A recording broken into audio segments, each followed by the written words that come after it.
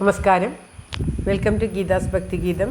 One day one ശ്ലോകം. Shrimad Mahabhagavatam 1041st day.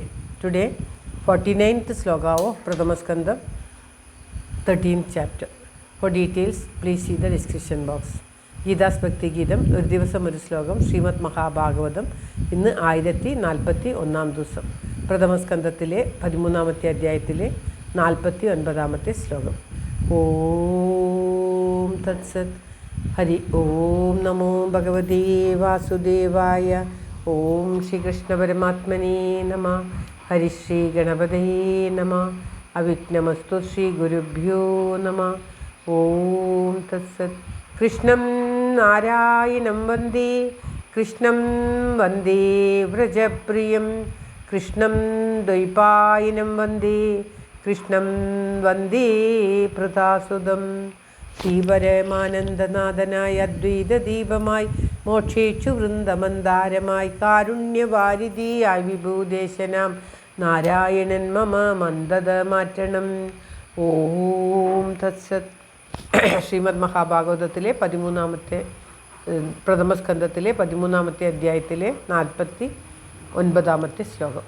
നിഷ്പാദിതം ദേവകൃത്യം അവശേഷം പ്രതീക്ഷതേ താവദ്യൂയമവേക്ഷധ്വം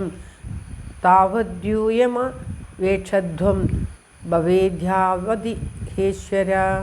ഓം തത്സത്.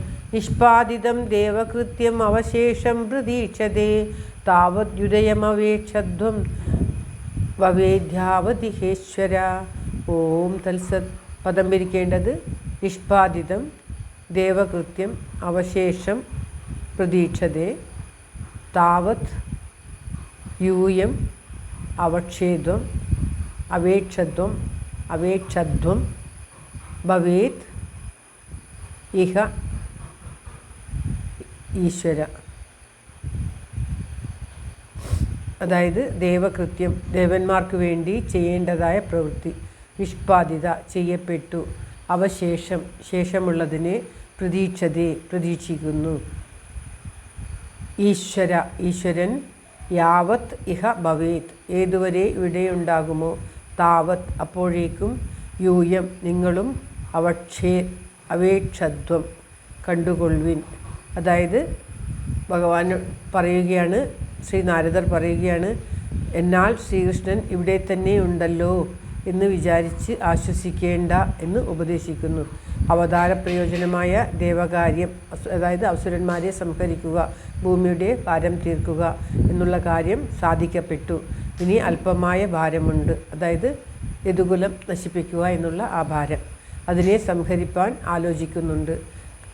സംഹരിച്ചു കഴിഞ്ഞുവെങ്കിലും ആ കാര്യങ്ങളൊക്കെ ശ്രീകൃഷ്ണ ഭഗവാൻ ഇവിടെ നിന്നും പോയി കഴിഞ്ഞു എന്നുള്ള ആ കാര്യം മെല്ലെ പറഞ്ഞു കൊടുക്കുകയാണ്. എന്തെന്നാൽ ദുഃഖകരമായിട്ടുള്ള കാര്യം എടുത്തു പറഞ്ഞാൽ പെട്ടെന്ന് ദുഃഖിക്കും. അതുകൊണ്ട് സാവധാനത്തിൽ പറയുകയാണ്. ഈ ലോകത്തെ ശ്രീകൃഷ്ണ ഭഗവാൻ വിട്ടുപോകാൻ തുടങ്ങുന്നതിന് മുൻപേ നിങ്ങളും നിങ്ങളുടെ മാർഗത്തെ അന്വേഷിച്ചു കൊള്ളുവിൻ. പിതാക്കന്മാരായ ധൃതരാഷ്ട്രരും വിതുരരും പോയ വഴിക്ക് പുറപ്പെട്ടു പോയിക്കൊള്ളുവിൻ എന്ന് സാരം. ആരും ഈ ലോകത്ത് നിരന്തരമായിട്ട് നിൽക്കുകയില്ല. ശ്രീകൃഷ്ണ ഭഗവാൻ തൻ്റെ കർമ്മം നിർവഹിച്ചു കഴിഞ്ഞിട്ട് ഇപ്പോൾ പോകാൻ പോയിക്കൊണ്ടിരിക്കുകയാണ്. അങ്ങനെ അവതാരകൃത്യം അദ്ദേഹം നിർവഹിച്ച് യദുകുല സംഹാരമൊക്കെ ചെയ്ത് ഭഗവാൻ പോകുകയാണ്.